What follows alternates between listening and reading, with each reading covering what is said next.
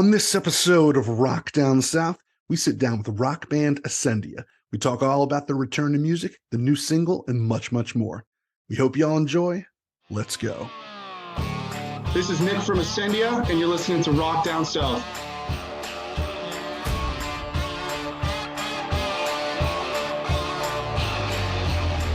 Welcome to another exciting episode of Rock Down South, your home for rock and country music. Today, we have the pleasure of speaking with Nick Sakal, lead singer of the hard rock band Ascendia. And these guys have been around for a little while now, but they are back from a hiatus and ready to rock. They have a brand new single out titled This War and a cool new music video to go along with it. So if you're a fan of hard rock music, you are definitely going to like these guys. Nick tells me all about how the band came together, their first album, the evolution of their sound, and a whole lot more. So without further ado, here's the show.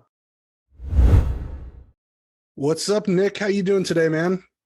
Mark, fantastic, buddy. Sun is shining. I am 6 feet above ground and don't have that many complaints. So everything's great, buddy. How about yourself? Hey, man, things are great. Can't complain. You know, nice summer days. Things are good. I'm certainly glad to talk to you, and we're going to be definitely talking about some rock and roll and the band and everything. Sir. And we're down here in Atlanta. Where are you calling from today? I'm calling from Toronto. Well, just north of Toronto, just about 45 minutes north of Toronto and Markham, but that's where I'm at. Your friends all the way from the north. Yeah, friends in the north. So you guys, of course, from Canada. Is the whole band originally from Canada? Yeah, man. We all were born and raised in the same town. In fact, we've known each other for over 20 years because we actually went to the same grade school. So before we even started the music, we were friends, man. So it's been a long, long journey for us. You have all original members still? Yes, sir. I mean, we've had, some people in and out, but me, John, and Billy have been through it all. So yeah, we're the three musketeers in a sense. So tell me a little bit about the background. Let's get into that since we're talking early on. The three of you guys, main guys, started out in your small town. Was it this high school band that went from there, or how'd that look? Yeah, pretty well. I mean, the long and the short of it, it's pretty humble beginnings. Like I said, me, John, and Billy were friends long before we even embarked on the music journey. We would always walk over to the local music store here. It's called Long McQuaid, which is like your Guitar Center down in the States. And we've spent hours and hours in this music store just picking up instruments, making noise, and being those kids, And the journey kind of started from there. We were walking home one day, and I just started to sing. Not my intentions were just basically, to pass some time. And obviously, John and Billy heard something that I didn't.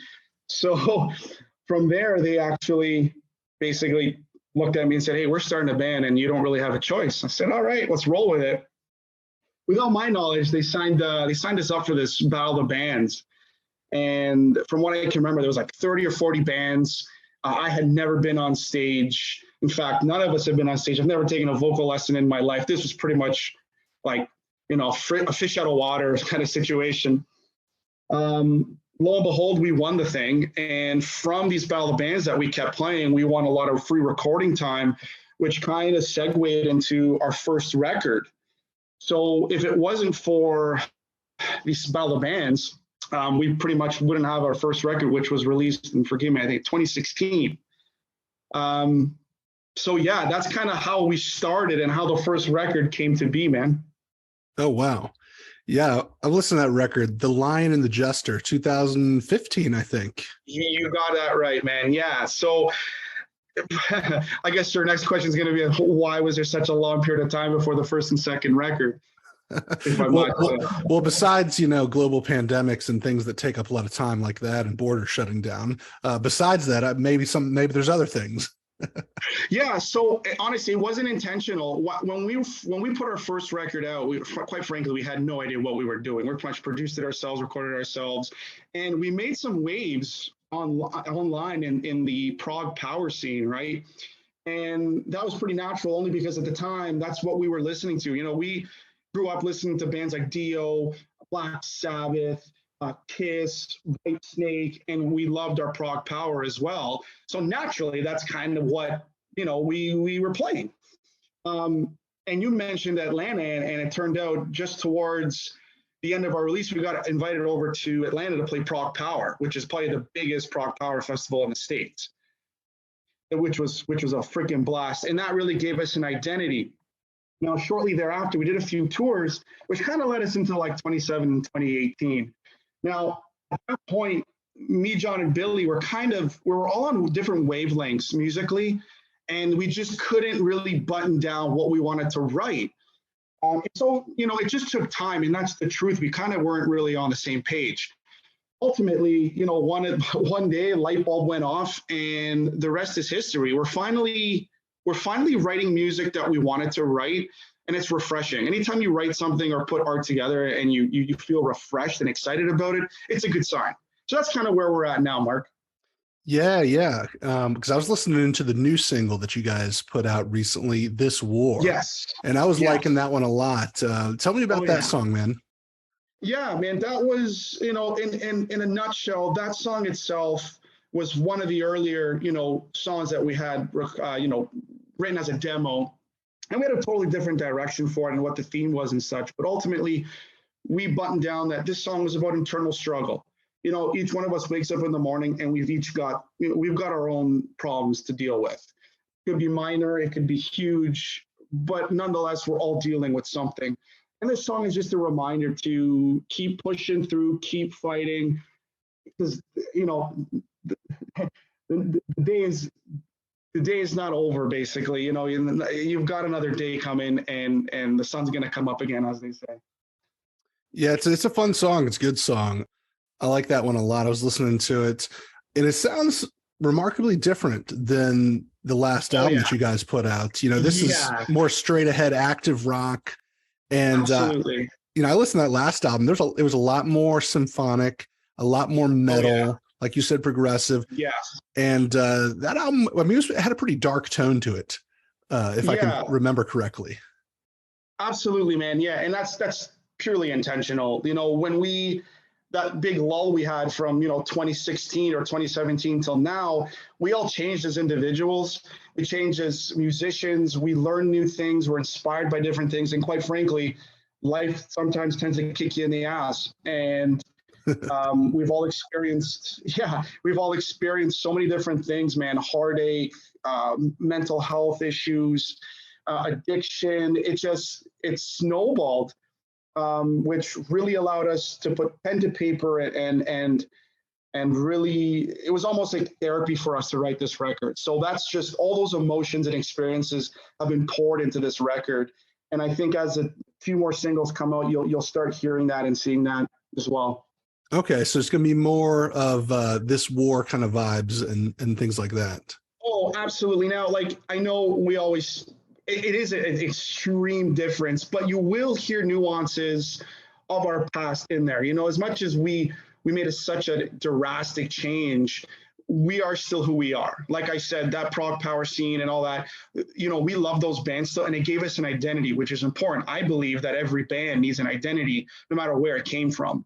So that's our identity, and that's where it starts. And I believe that deep down inside, there's still nuances of it in our music. It's just kind of sprinkled on top, but it definitely is not as obvious from our first record. I mean, don't get me wrong. It's, This War, it's still kind of a darkish song, but it's nothing like, the last album, which I listened to. The only kind of positive or upbeatish songs on there were Faded Away and My Last Song, which had maybe a slightly different vibe to them. Yeah, man. And again, the biggest difference from the last record and this song, we joined forces with Canadian producer Gavin Brown, who was an absolute blessing. What we tended to do is we always are hunting for the best hook, the best melody, right? But we tended to veer away and not give much importance to the message we were trying to portray and the words. There's a story to be told. And that's where Gavin came in, and he really pulled that out of us. And words are important. And what are you trying to get, what are you trying to say to your fans? What are you trying to say to people? And we didn't know how to do that first time around. So a lot of our first record was a lot of, dare I say, fantasy, but it wasn't literal. Does that make sense? Yeah. this record is definitely more literal, and we're conveying a message across for sure. So maybe a little bit more positive in the lyrics. Dare I say, do you have any party songs on there? Well, you know what? We have I don't want to give it up away too much, but we've got a surprise song on there where you're probably gonna be like, wow, okay. I won't give up too much detail, but it is our arena banger, Lighters Up in the Sky. Think Summer 69. Think every single arena banger you can think of morphed into one.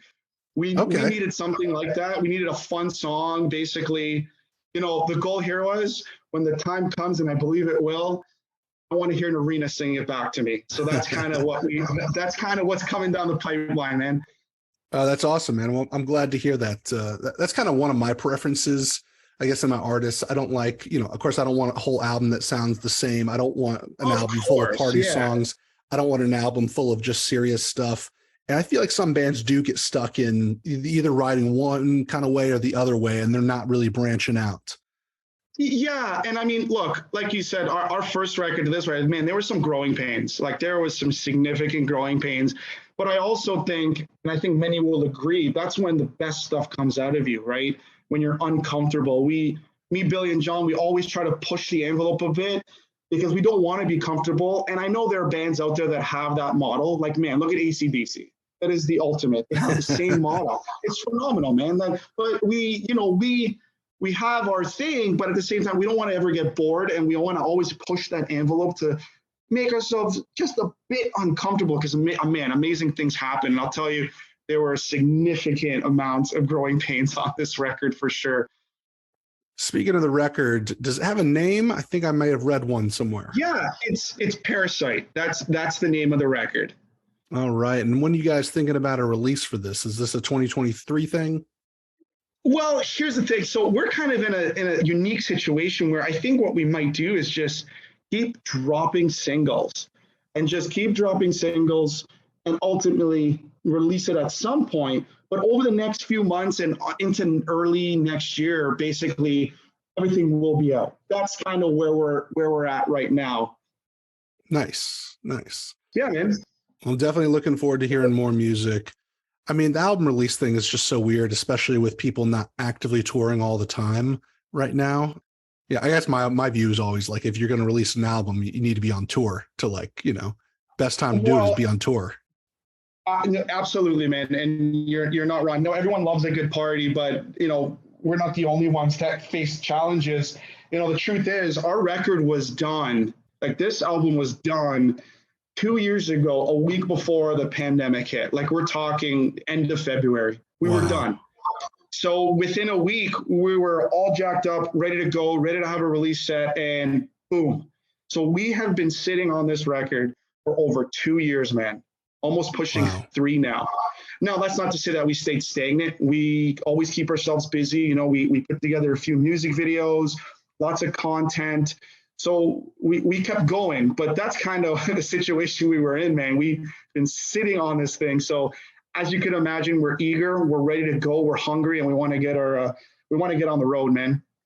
It's probably the best. I've seen other Canadian artists, release music around that time, and they just couldn't get out. I mean, the stuff was shut down, the border was shut down, they couldn't go tour it. So definitely think it was a good idea.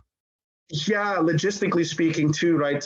There's a lot of behind the scenes work, as you may know, putting these tours together. And, it's tough when you put this together. It's not only us, right? We've got lighting techs, guitar techs, all the people that work behind the scenes are also affected by this. So it will happen. It's, the world is slowly coming back to normal. And we're hoping to get out soon. Well, hopefully we'll get you back in Atlanta for another show. Sounds like you liked it down here. You got it. That's right. We need some of that Southern hospitality, man. So speaking of shows, do you have kind of like a vocal ritual that you do, or any kind of warm-up ritual before you go on stage? Absolutely, man. I've worked with a few fantastic vocal coaches, Lorraine Lossing being one, Mitch Seekins, who's worked with several amazing artists. For me, starting on early, I had no idea what a vocal warm-up was. I was naive. I had no idea. I just went on stage and screamed and yelled. Pretty well what I get to do is I do pretty simple vocal warm-ups. I try to keep myself relaxed. I stretch. I'm slowly starting to get into meditation and such like that. I keep things pretty simple. I really do. I can't say I have a very neurotic warm-up. And that's pretty much it, man. That's it. I listen to some of my favorite tracks to get pumped up for the show, and we go out there and kick some ass. Now, what kind of how fragile is your voice like during showtime and stuff like that? Are you a guy who's smoking a cigarette and taking a shot and a beer on the stage, or are you the person that drinks only water and barely says anything all day? Oh man, I'm pretty anal when it comes to that stuff. I do a lot of vocal rests. Typically speaking, I after the show I'll shake some hands and I want to see people and but we got to be careful. We got a job to do. We got people to see. Another town to go to. So I'm pretty anal about it. I don't want to say my voice is fragile by any means, but I'm not one to take a chance. You know what I mean? Don't get me wrong. I love a cold beer after a show, but I pretty much stop it there. I don't want to say fragile is probably the wrong word, but protective of your voice. I am, man, and I am. And you know what? John and Billy are also great at that for me. They put in that extra amount of work to get gear moved and such. Not to say I'm a freaking complete diva, because that's not true. I'm not a diva, but you know how it is. After shows, you want to talk to people, and I'm a social guy. I'm an extrovert. I come alive around people, so it's hard for me to finish a show full of adrenaline and run back to the bus and sit there. But it's got to be done. It's got to be done, right? So speaking of performances, real quickly, what's kind of the worst show that's come to mind that you guys have played? Maybe it was a bad performance, a bad crowd, or maybe a small crowd, or a weird venue. I'll give you. In fact, I'll give you probably the worst situation. It was actually right before we were playing this Prague Power show, which was probably the biggest show we would ever play. Thousands of people, biggest show I'll ever play. Before working up to that show, we did a really small leg. We did a show in New York, Chicago, Montreal kind of deal. And of course, just before I get to Atlanta, I basically have like bronchitis. Like it was just, yeah, it was terrible. That being said, I went up there, I did what I could. I hate watching footage of yourself after you play, because it plays with you, right? It's just inevitable. But that was probably the roughest show I have ever had. We played like a 40-minute set, and it was probably one of the longer sets that we've played. That was early on, right? But we pushed through. The fans were phenomenal. They really, really, really pushed me through it. But, oh God, and I'm sure there's footage out there somewhere, but it was rough, man.